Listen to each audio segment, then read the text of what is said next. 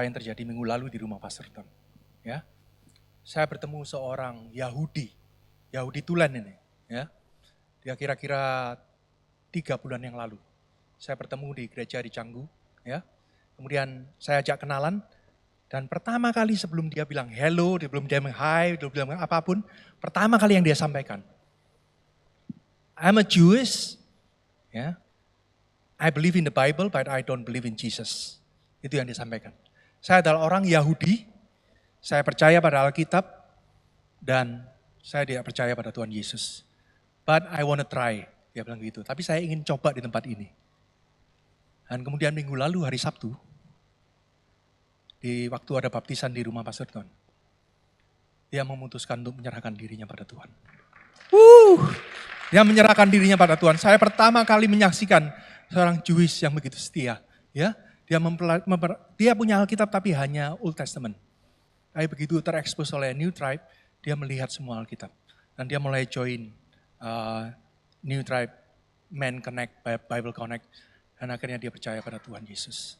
Ya, itu satu kesaksian yang indah. Dan minggu lalu juga saya bertemu dengan seorang dari Belgia. Ya. Cewek dari Belgia, tampilannya penuh tato. Dan saya lihat dia ini, wah ini orang-orang New Age ini ya.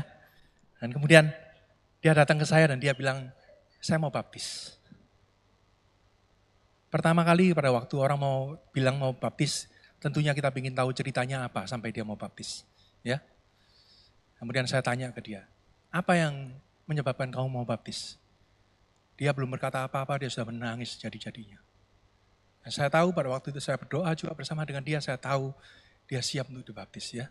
Dia adalah turis dari Belgia yang datang ke sini untuk mengajar Kundalini. Ya, kalian tahu Kundalini ya, yang diajarkan di Ubud, di Canggu, orang belajar spiritual. Ya, dia adalah guru Kundalini dan dia percaya pada Yesus dan dia bilang pada waktu saya masuk ke tempat ini, saya merasakan ada sesuatu yang lain. Ya, dia merasakan ada roh Tuhan di tempat itu. Dan saat itu juga dia tidak mengerti apapun. Ya. Dan dia menyerahkan diri kepada Yesus. Kemudian saudara tahu apa yang terjadi? 3 hari yang lalu dia sudah pulang ke Belgia. 3 hari yang lalu dia teks saya. Dia tanya pekerjaan saya adalah Kundalini untuk mengajari orang spiritual secara Kundalini ya kan. Saya bingung lah ya. Dia bilang, terus saya bagaimana pekerjaan saya selanjutnya? Ya. Tuhan bekerja luar biasa. Saya yakin, ya saya tanya Pastor Ton soal ini, dan dia bilang, kalau kamu bisa ajak orang untuk menjadi spiritual, saya yakin Tuhan juga bisa kenalkan para klienmu ke Kristus. Ya, luar biasa Tuhan bekerja. Ya, terima kasih sebelumnya buat kesempatan yang diberikan kepada saya, kepada Pastor Stephanie, ya Pastor Victa, dan Pastor Jess, dan semua pastor yang ada di sini. Kalian ada di sini bikin saya grogi, tahu nggak? Ya, kalau nggak ada pastor saya lebih enteng ya kan. Banyak sekali pastor senior di sini saya grogi. Ya, boleh nggak tunggu di luar? Ya, saya akan bicara soal janji Tuhan. Ini adalah hal yang saya terima dalam hidup saya berkali-kali. Nah, saya melihat ada sesuatu yang luar biasa di sini. Nah, saya mau share, Pak. Nilai sebuah janji ditentukan oleh siapa yang memberikan janji. Benar atau enggak? Ya, kalau yang janji kurang dipercaya, maka kita kurang bisa percayakan janji itu. Ya, saya sebagai contoh di keluarga saya kurang percaya pada janji papa saya, tapi saya percaya pada janji mama saya. Karena janji papa saya selalu meleset dan janji mama saya selalu berhasil. Kebetulan adik saya dari Malang ada di situ dengan istrinya. Ya. Hidup kita itu ditentukan oleh janji. Kalau saudara sadari atau tidak sadari. Apa maksud saya? Kita bekerja, ya, kita berangkat bekerja pagi hari dan sampai sebulan kita bekerja. Kita percaya pada janji bahwa di akhir bulan kita akan terima gaji. Ya. Kalau kita seorang pengusaha, kita juga percaya pada janji industri bahwa setelah sekian periode kita akan mendapatkan cuan, kita akan mendapatkan untung. Ya. Jadi kita lihat juga anak-anak kita bersekolah, ya, setiap pagi berangkat, siang baru pulang atau sore, ya, selama kurang lebih 12 tahun sedikitnya untuk sekolah dasar saja. Ya. Karena kita percaya bahwa pendidikan itu akan membawa masa depan yang lebih baik. Betul? Ya. Setelah itu masih kita kejar lagi gelar sarjana, master dan seterusnya. Ya, karena kita percaya bahwa pada janji, kalau kita punya edukasi, kita akan mendapat pekerjaan yang lebih baik. Ya. Dan kita juga ada di tempat ini karena janji dari Tuhan.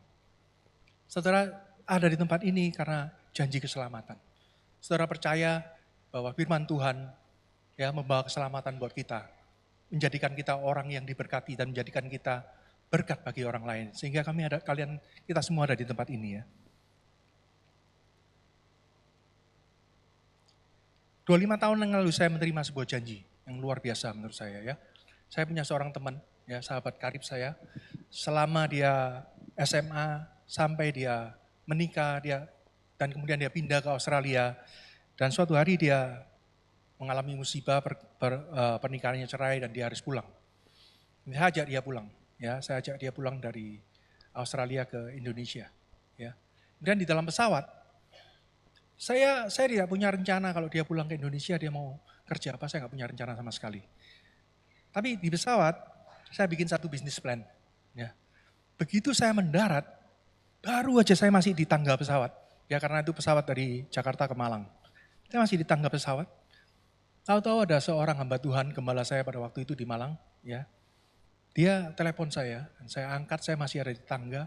Dan dia bilang bahwa apa yang kamu kerjakan saat ini akan menjadi besar dan akan menjadi berkat bagi banyak orang. Itu kata-kata yang dia sampaikan. Ya, saya menangis jadi-jadinya di tangga pesawat ya. Nah, saya cerita ke teman saya ada sesuatu yang Tuhan berikan kepada kita. Ya, saya nggak tahu apakah bisnis plan ini atau yang lain saya tidak tahu. Tapi setelah beberapa waktu saya yakin bahwa ini adalah kehendak Tuhan. Ya, mohon maaf, perut saya kering. AC-nya besar sekali di sini ya. Kalau biasanya di Canggu kan lembab di atas tanpa AC, jadi saya bisa ngomong lebih panjang.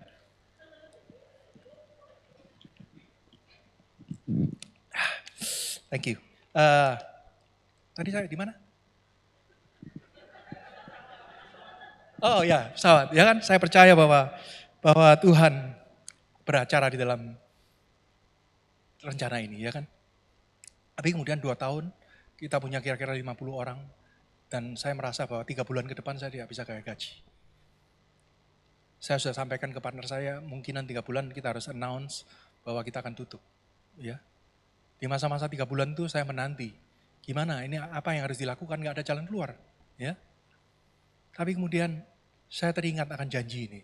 Tuhan janji bahwa ini akan menjadi besar dan kau akan berkati. Ya. Apa yang jadi pegangan saya pada waktu itu? Pegangan saya pada waktu itu adalah janji Tuhan.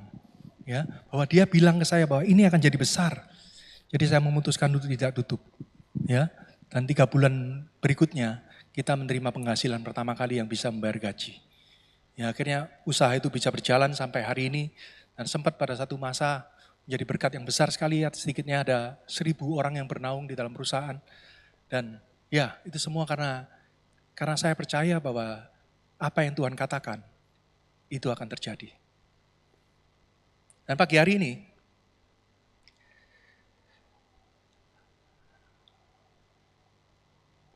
coba kita, ini kok ya, hidup kita ditentukan oleh janji apa yang kita. Next.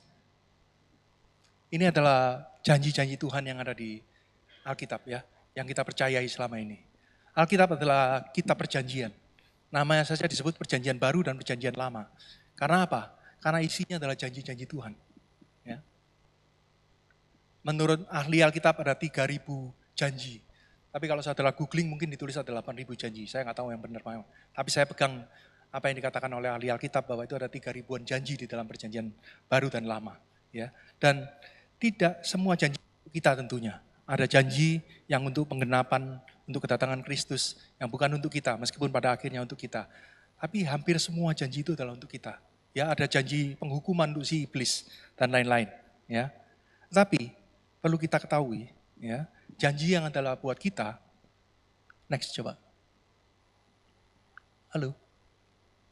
Oh, ini masih sambungannya ya. Next lagi.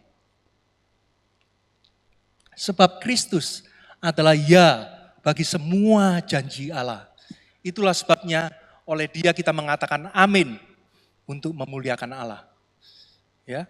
Jadi semua janji yang untuk kita adalah untuk kita. Karena kita percaya pada Kristus. Saya akan bacakan satu ayat ya. Ayat ini ayat yang luar biasa yang saya ajarkan kepada anak saya. Karena saya dapat ayat ini untuk saya pribadi awalnya. Dan kemudian saya mulai cerita ke banyak orang. Ya. Di Ulangan 29:29. Hal-hal yang sembunyi ialah bagi Tuhan, Allah kita. Tetapi hal-hal yang dinyatakan ialah bagi kita dan anak-anak kita sampai selama-lamanya. Saya stop sampai di sini ya. Kalau dalam bahasa Inggris dituliskan kata-katanya begini. The Lord our God has secrets known to no one. We are not accountable for them, but we and our children are accountable forever for that all revealed to us. Kalau saya terjemahkan dalam bahasa yang lebih mudah, ada rahasia yang Tuhan pegang sendiri, yang dia tidak bukakan untuk kita. Ya, tapi ada rahasia yang dia sampaikan untuk kita. Nah, rahasia yang dia sampaikan untuk kita, itulah yang kita pegang sampai selama-lamanya. Apa itu rahasia itu? Ya, rahasia itu adalah janji Tuhan. Kalau kita lihat dari semua berkat Tuhan, ya, adalah janji Tuhan. Kita percaya akan janjinya itu. Perikop 29 berjudul perjanjian dengan Allah yang diperbarui. Ya. Ayat 29 berbicara soal rahasia Tuhan. Dan Tuhan mengatakan bahwa satu rahasia ada disediakan untuk kita berupa janjinya. Nah, saya percaya apa yang saya alami, ya, saya menerima rahasia Tuhan jauh sebelum saya mengerti bahwa itu rahasia Tuhan. Ya. Pada waktu itu masih tahun 95. Dan saya bekerja di bidang teknologi dan Tuhan menunjukkan ke saya segala jalan yang saya lakukan selalu mengarah ke sana. Teknologi dan internet. Ya. Tahun 95 di Jakarta internet masih segelintir. Tapi di Malang ada internet. Ya, karena ada grup Jawa Pos yang buka di Malang dan saya punya kesempatan untuk belajar internet. Ya. Dan sampai hari ini janji itu saya pegang dan menjadi berkat bagi saya. Menjadi berkat bagi anak-anak saya. Menjadi berkat bagi keluarga saya. Saya percaya itu semua dari Tuhan. Ya. Dan kemudian, ya seperti biasa kita tahu pastor kita Pak, Pastor Don. Ya, dia menentukan janjinya buat saya. Ya. Dia bilang, hey Steve, ini bukan janjinya di depan saya ya, tapi di depan banyak orang. Ya, kita berdoa buat kampus pastor for Canggu. Dia bilang begitu. Saya kaget, saya nggak pernah diberitahu bahwa saya jadi kampus pastor. Ya, tahu-tahu di depan banyak orang, kita berdoa, kita pray for kampus pastor for Canggu. Saya bingung ya, itu hari ulang tahun saya. Saya dikasih kado suruh jadi pastor di Canggu. Ya kan? Saya berpikir kalau saya bilang ke dia, oke, saya akan jadi pastor, tapi saya ngurusi bangunan, dan saya ngurusi apa yang saya bisa urusin. Tapi hari-hari ini semuanya sudah ke saya. Minggu lalu saya ngurusin pernikahan, orang mau menikah. Ini minggu barusan ada orang meninggal. Ini lama-kelamaan ke saya semua. Ya. Dan beliau kemarin malam teks ke saya, bagaimana kalau pernikahan nanti kita lakukan berdua? Saya tidak jawab, ya, karena saya tahu arahnya kemana. Ya, ada. Ya, saya melihat bahwa itu adalah janji yang berikutnya buat saya. Ya, saya tadi yang kata lagu, ya, Tuhan tidak melihat masa lalu, tetapi Dia memilih kita. Ya, masa lalu saya berliku-liku, naik turun banyak sekali yang saya hadapi, yang tidak sesuai dengan kehendak Tuhan. Ya, saya lari ke sana, lari ke sini. Tapi Tuhan persiapkan semuanya itu untuk sesuatu pelayanan. Ya, saya bisa relate dengan banyak orang sekarang di Canggu. Ya, mungkin di sini saya tidak relate ya, karena sini orang baik-baik semua.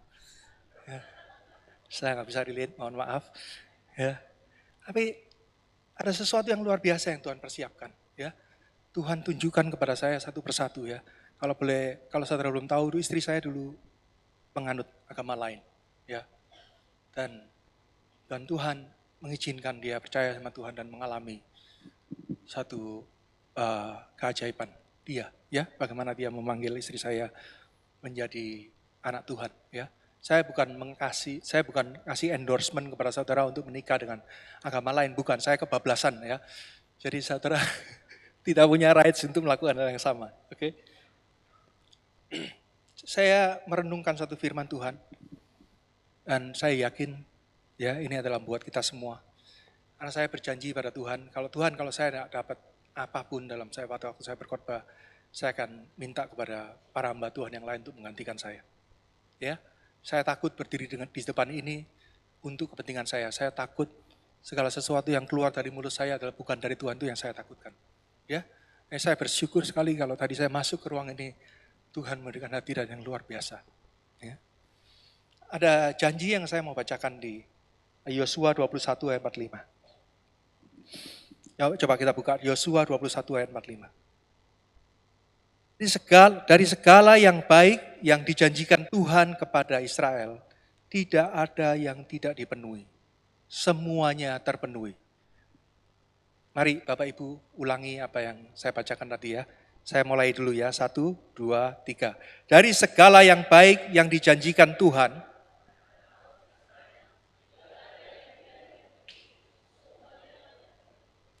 haleluya. Ya, semuanya terpenuhi. Yosua meninggal pada waktu dia berusia 110 tahun. Ya, kalau kita lihat di kitab Yosua ada catatan itu, dia meninggal 110 tahun. Pada waktu dia masuk ke tanah Kanaan, dia berusia 70 tahun. Ya, dan kemudian kalau kita tahu, orang Israel ada 40 tahun di padang gurun. Kalau kita lihat, dia ada 30 tahun di Mesir, ya. Dia ada 40 tahun di padang gurun, ya. Setelah itu dia ada 40 tahun di Kanaan. Dan dia adalah saksi hidup, ya, pada waktu itu. Ya, dia menyaksikan bahwa semua yang dijanjikan Tuhan digenapi. Ya, sekali lagi saya ulangi, semua yang baik yang dijanjikan Tuhan kepada Israel, tidak ada satupun yang tidak dipenuhi. Semuanya digenapi. Luar biasa kan? Ya. Dia sepanjang 110 tahun hidupnya, dia mendengar satu persatu dan dia dekat dengan Musa sebagai pengganti Musa. Tentunya dia banyak mendengar janji Tuhan dari Musa. Ya, semuanya itu satu persatu Tuhan genapi. Apabila saat ini saudara dalam satu perjalanan ya, mungkin ada berapa banyak orang yang sedang mencari Tuhan. Ada mungkin yang sudah mengikut Tuhan sekian lama. Ada yang sedang menunggu janjinya. Ya, satu hal yang saya bisa sampaikan kepada kita semua. Kita harus imani, ya. Kita percaya pada siapa? Kita percaya pada janji Tuhan atau kita percaya pada perasaan kita, ya. Pada waktu orang menunggu janji Tuhan, kalau saudara sudah dapat janji Tuhan dan saudara menunggu janji Tuhan, salah satu hal yang paling berat itu adalah benar nggak sih ini janji Tuhan, ya? Benar nggak sih ini janji Tuhan? Setelah kita jalani 3 bulan, benar nggak ini janji Tuhan, ya? Saya ada 2 tahun lebih sekarang, ya. Saya menunggu janji Tuhan. Ya, saya mendapat satu janji Tuhan dalam Mazmur 46, ya, saya lupa ayatnya berapa, tapi kata-katanya, be still and know that I am God. Ya, tenanglah dan ketahuilah bahwa aku Tuhan. Kira-kira 2 tahun setelahnya, saya nggak yakin dengan janji ini. Bukan saya nggak yakin, tapi saya mulai goyah. Ya, saya takut ini beneran nggak? Gitu. Apakah saya masih menunggu? Apakah saya harus bisa mulai bergerak? Ya, kemudian saya minta tolong istri saya, ayo kita berdoa sama-sama. Ya, kita minta sama Tuhan, saya bosan Tuhan untuk menunggu, saya mau melakukan sesuatu. Ya, saya bilang ayo doain saya, kita berdoa sama-sama. Ya di kamar pada waktu itu. Dan kemudian 4-5 hari kemudian kita ada acara, apa namanya, Art of Hearing God ya, atau ya acara itu mungkin ya. Ya, acara itu di sini. Ya.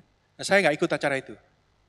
Kemudian saya tahu ada seorang cewek ya, yang datang ke istri saya dan bilang ke dia bahwa saya dapat sesuatu untuk Kak Kris, dia bilang gitu. Terus dia tanya, apa itu? Dan si cewek itu bilang, be still and know that I am God. Dan istri saya bilang, itu bukan buat saya. Gitu. Saya buat suami saya. Dia bilang gitu. Ya, dia telepon saya dan saya menangis di hadapannya. Ya, Tuhan itu begitu mengasihi kita. Kalau Tuhan berjanji, sebelum ada janji baru dia buat, saya yakini bahwa janji yang lama itu tetap berlaku, ya. Kalau kita lihat Maleaki itu berhenti 400 kemudian baru ada perjanjian baru. Apakah berarti janjinya sudah tidak berlaku selama 400 tahun? Ya, enggak, tetap berlaku, ya. Nah, itu yang saya alami. Kemudian cerita yang kedua, ya. Tadi cerita yang pertama tentang Yosua dan bangsa Israel. Cerita yang kedua mengenai bangsa Yehuda, ya. Kalau saudara ketahui bangsa Yehuda itu Israel terpecah menjadi 2, ya, kerajaan utara dan kerajaan selatan. Ya, bangsa Yehuda Itu adalah kerajaan utara yang akhirnya dibuang ke Babel. Ya. Di histori mencatatkan bahwa bangsa itu dibuang 596 sebelum Masehi. Jadi mereka dibuang mulai mungkin sebelum 96 ya. Terus sebelum itu sampai 596 itu semua bangsa itu sudah dibuang ke Babel. Ya. Babilonia. Dan kemudian kita lihat di Yeremia 29. Ya. Ada di sini enggak? Ya. Aku akan menepati janjiku itu kepadamu dengan mengembalikan kamu ke Yerusalem. Ya, saya kasih cerita sebentar. Pada waktu itu Babel adalah seperti Amerika Serikat pada hari ini, negara adidaya, negara yang besar sekali. Ya, dia menguasai, saya nggak tahu, mungkin pada waktu itu 15% dari seluruh dunia. Ya, menguasai jumlah yang besar. Ya, dan dia negara yang sangat kuat, yang sangat berkuasa. Dan rajanya adalah raja yang sangat jahat. Ya. Bahkan raja Israel pada waktu itu sebelum bangsa Israel jatuh dikirim ke Babel, Raja Sedekia itu juga raja yang jahat. Dan dalam kehidupan bangsa Israel dari yang jahat menuju yang jahat. Dan Raja Nebukadnezar itu adalah raja yang menghancurkan bait Allah. Ya. Dia hancurkan bait Allah di Yerusalem dan dia bawa semua umat Allah ke Babel.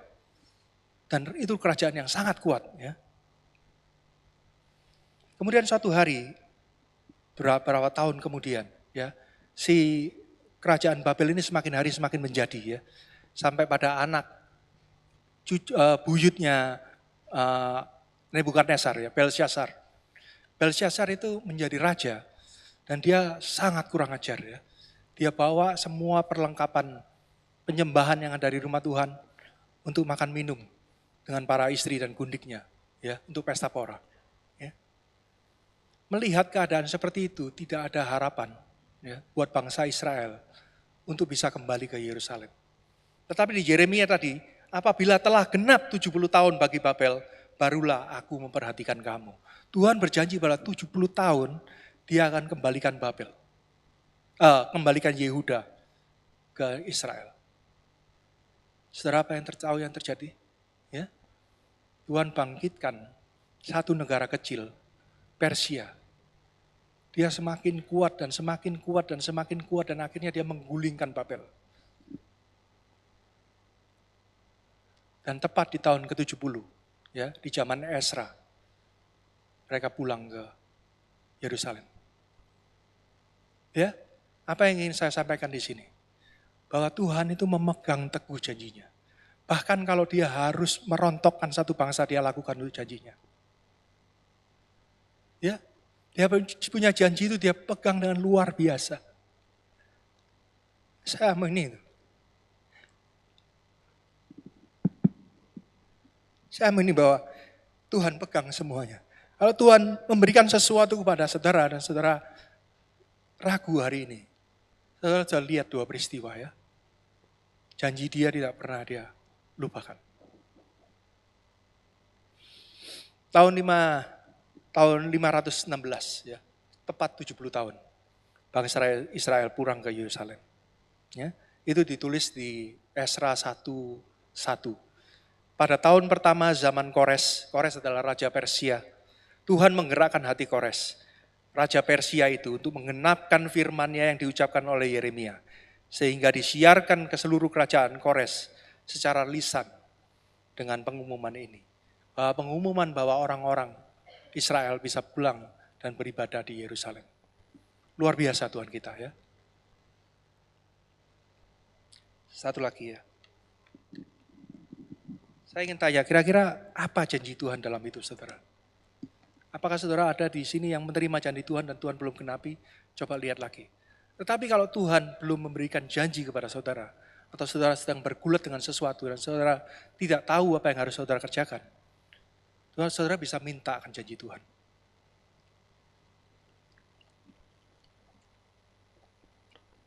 Saya akan bacakan di Dua Raja-Raja, ya. Dua Raja-Raja 2, 9-10. Ya, mari kita lihat sama-sama. Dan sesudah mereka sampai di seberang, Berkatalah Elia kepada Elisa, mintalah apa yang hendak kulakukan kepadamu sebelum aku terangkat daripadamu. Jawab Elisa, biarlah kiranya aku mendapat 2 bagian dari rohmu. Ya, ini kisah yang terkenal sekali. Saya yakin banyak dari kita sudah tahu cerita ini ya. Yang saya cerita tadi orang Belgia, Stephanie, ya. Dia ada teks ke saya beberapa waktu yang lalu. Saya mau belajar baca Alkitab. Mulai dari mana? Dan dia benar-benar seumur hidupnya dia tidak pernah buka Alkitab. Dan dia tidak tahu kitab mana yang harus dimulai dibaca. Yesus itu udah di mana? Ya, ada yang lucu lagi, satu orang di Canggu ya, kita ngobrol panjang lebar. Kemudian dia cerita ke saya, dia tanya ke kita semua. Ya, David itu siapa? Daud itu siapa? Ya, kadang-kadang ada orang yang sampai tidak tahunya Alkitab sampai dia tanya Daud itu siapa. Ya, nah, kita bersyukur kita tahu ya, kita tahu cerita ini bahkan. Ya, dalam cerita ini dituliskan di dalam sebelumnya ya, di 1 Raja-Raja 19:16. Peristiwa tadi terjadi 13 tahun ya setelah Elisa diurapi. Di 1 Raja-Raja 19:16 dituliskan, Elisa bin Safat dari Abel Mehola harus kau urapi menjadi nabi menggantikan engkau. Jadi Tuhan sudah bilang kepada Elia bahwa suatu hari nanti Elisa akan menjadi penggantimu. Tapi kalau saudara lihat ya, saudara baca dari 1 Raja-Raja 19 sampai peristiwa tadi itu di 2 Raja-Raja, itu tidak ada satupun mujizat Elisa yang terjadi. Tidak ada. Ya, saya nggak yakin dengan apa yang saya baca sendiri. Saya kayaknya nanya ke ChatGPT, ada nggak mujizat Elisa selama Elia ada di bumi? Ternyata tidak ada. Ya, ChatGPT juga konfirmasi. Saya googling juga, saya khawatir saya kasih informasi salah. Dan ternyata tidak ada. Tidak ada mujizat Elisa selama Elia. Kita sudah waktunya. Cepat sekali. Jam saya jam berapa? Sampai jam 10 belum ya? Oke. Kalian yakin mau di sini? Saya masih 1 jam lagi. Halo. Saya bercanda ya. Tuhan sudah memilih Elisa 13 tahun sebelumnya. Dan selama 13 tahun tidak ada mujizat yang terjadi. Dengan kata lain apa? Selama 13 tahun Elisa hanya menjadi pelayan dari Elia. Karena itu yang dituliskan oleh Alkitab. Dia adalah pelayan Elia. Dan dia meminta sesuatu kepada Elisa. Meminta sesuatu yang menurut saya sangat tidak masuk akal. Ya, kalau saya punya warisan buat anak saya hanya bisa mendapatkan 100%. Ya, kalau saya punya 2 anak 50%. Kalau punya 3 anak ya 33% setiap orang. Ya, tidak bisa lebih. Tapi apa yang diminta oleh Elisa pada pagi hari ini? Elisa meminta 2 kali lipat dari rohnya. 2 kali lipat dari rohmu. Kalau saudara punya anak ya, suatu hari anak saudara akan bercerita ke sesuatu ke saudara. Ya, saya punya anak semuanya kayak gitu ya. Mereka akan bercerita tentang, ini ada komputer yang baru, ya. Ini monitornya bagus, ini mouse-nya bagus. Dia cerita dulu, ya. Nah, saya mendengarkan ceritanya. Ya, saya ingin tahu apa yang dia ketahui. Ya, di akhir dari ending dari segala sesuatu yang mereka ceritakan, mereka minta saya untuk berjanji. Ya, kapan saya dapat itu? Ya, seperti gitu kan janjinya. Ya, dan ini sama halnya dengan Elisa. Di akhir dari pelayanannya dia meminta sesuatu pada Elia. Nah, itu memberikan hak kepada kita semua untuk kita bisa meminta sesuatu kepada Tuhan. Karena sudah dituliskan di Alkitab. Ya, Pastor Don sering kali berkhotbah dan bilang, kalau kita meminta sesuatu kepada Tuhan, minta yang impossible. Ya, karena Allah kita itu begitu besar. Dan bagaimana akhir dari cerita Elisa, kita tahu bahwa Elisa mendapatkan 2 kali rohnya. Kenapa kok bisa begitu? Ya, kita baca di Efesus 3:20. Bagi dialah yang dapat melakukan jauh lebih banyak daripada apa yang kita doakan atau pikirkan. Seperti yang ternyata dalam kuasa yang bekerja di dalam kita. Ya, kalau dalam bahasa Inggris ditulis kata-katanya bagus sekali. Exceedingly, abundantly. Ya, jauh lebih melimpah-limpah daripada yang kita doakan. Terakhir, ya, ini sesi bagian terakhir. Kalau kita mau membayangkan Tuhan kita ya, kita membayangkan Tuhan itu Tuhan yang maha besar. Dia sangat kompleks. Ya, kita tidak bisa mengerti Tuhan. Kalaupun kita mengerti Tuhan hanya sebagian yang kita bisa mengerti. Ya, figur Tuhan secara Tuhan yang maha besar itu jauh dari pemahaman kita. Mazmur menulis kebesaran Tuhan tidak terduga, kebijaksanaannya tidak terhingga. Raja yang besar mengatasi Allah, mengatasi segala Allah. Kemuliaannya mengatasi langit. Tidak ada yang sama seperti Tuhan. Dia adalah Allah yang melakukan keajaiban di antara bangsa-bangsa. Ya, musuhnya pun tunduk menjilat di kakinya. Itu yang dikatakan oleh pemazmur. Bumi adalah pijakan kakinya. Ditulis oleh Yesaya. Seberapa besar dia. Ya, bahkan Salomo menulis. Salomo adalah raja yang membangun bait Allah. Dia menulis begini. Apakah benar Tuhan kita berdiam di bumi? Bahkan sorga yang paling tinggi pun tidak cukup buat dia. Itulah kebesaran Allah kita ya. Dan kemudian muncullah doa Bapa kami. Ya, mungkin saudara yang sudah lama Kristen, saudara tidak menyadari itu ya. Banyak orang di luaran sana memanggil Allah, Allah tanpa nama. Tetapi Yesus mengajarkan doa Bapa kami. Next, sorry. Tadi 2 slide lagi, 3 slide lagi. 1 kali lagi. Sorry, 1 lagi. Maju lagi slide-nya tolong. Sekali lagi. Sekali lagi. Sekali lagi. Oh, panjang sekali yang ya. Sekali lagi. Sekali lagi. Oh, kelewatan ya. Sorry saya tadi nggak beritahu. Sekali lagi terus. Oh, sekali lagi. Kok mundur? Kok mundur ini? Ya udah, abaikan slide-nya ya. Dalam doa Bapa kami, Tuhan Yesus mengajarkan doa Bapa kami di dalam sorga. Dia mulai dengan doa itu ya. Apa yang terjadi pada waktu Tuhan Yesus mengajarkan doa Bapa kami? Allah yang maha besar itu menjadi orang yang kita kenal. Semua orang di sini pasti kenal Bapaknya. Ya. Mungkin ada 1-2 orang yang tidak kenal, saya mohon maaf. Ya. Tapi kebanyakan orang akan kenal Bapaknya. Tapi kita dikasih hak oleh Allah untuk memanggil Allah yang maha besar sebagai Bapa kita. Apa yang terjadi pada waktu hak itu diberikan kepada kita? Segala janji legal ya yang diberikan oleh Allah melalui hukumnya itu tidak berlaku lagi. Yang terjadi adalah janji karena kasih Allah.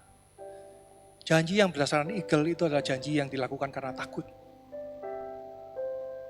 Tapi janji yang oleh karena kasih itu akan digenapi oleh karena kasih Bapa kepada anaknya. Ya. Saudara yang belum mengenal Allah, ya, Allah itu bisa kita panggil sebagai Bapa kita. Allah yang kita panggil sebagai Bapa kita, itu akan menggenapi janjinya, karena Dia mengasihi kita. Kemudian apa tugas kita? Tugas kita adalah percaya kepadanya. Amin, saudara-saudara? Tugas kita adalah percaya kepadanya. Ya. 1 kali lagi saya saksi sebelum kita pulang ya. Tuhan meminta saya mendapatkan banyak sekali janji Tuhan bahwa saya akan tidak lagi di Jakarta. Saya akan full time di sini.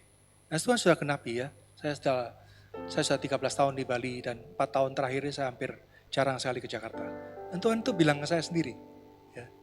Tapi yang jadi ganjalan saya punya apartemen di Jakarta. Dan sudah 4 tahun ini apartemen saya nggak bisa jual. Karena memang susah. Ya, saya bisa jual. Tapi tahu-tahu ada seseorang yang minta bertemu dengan saya. Pada waktu saya belum mulai ngobrol dengan dia, saya bilang, saya boleh berdoa enggak? Dia bilang, boleh silakan. Ya, ini American ya. American, seorang cewek American ya. Kemudian saya berdoa buat dia. Setelah saya berdoa, saya merasa bahwa saya itu kayak punya utang. Dalam hati saya enggak enak ya. Kok saya gini ya? Kok saya merasa punya masalah keuangan? Saya berpikir begitu. Oh, saya baru sadar, kemudian saya tanya ke dia, apakah kamu punya masalah uang? Dan dia bilang ke saya, iya. Dan saya malam ini harus bayar. Saat itu juga saya bilang, berapa nomor rekening kamu saya transfer. Ya, ini bukan berarti saya sering melakukan hal itu, saya nggak pernah melakukan hal itu. Ini karena Tuhan Roh Kudus turun, suruh aja ya. Jadi saya lakukan itu. Ya. Dan saat itu juga saya transfer, saya belum cerita ke istri saya. Baru kemudian saya baru selesai, semuanya istri saya masuk dalam ruangan. Dan saya bilang ke dia, saya ceritakan apa yang terjadi. Saudara tahu apa yang terjadi? 1 jam kemudian, ada tetangga saya saya punya apartemen di lantai 18, tetangga saya di lantai 12 dia bilang, saya boleh naik ke atas? Boleh, silakan. Kemudian dia keluar dan bilang, ya udah saya ambil, tolong nomor rekeningnya, saya akan transfer DP-nya. Luar biasa Tuhan kita ya. Saya percaya bahwa janji Tuhan bahwa saya tidak lagi di Jakarta digenapi sama dia. 1 kaki saya dilepas, saya nggak punya tempat tinggal di sana. Ya, saya ada bisnis di sana. Jangan dilepas ya Tuhan. Ya, tapi saya bersyukur ya, Tuhan pelan-pelan panggil saya untuk melayani dia. Mari kita sama-sama bangkit berdiri, ya. Kita berdoa kepada Bapa kita di dalam nama Yesus, ya. Kita percaya bahwa Bapa kita mau memberikan apa yang kita perlu, ya.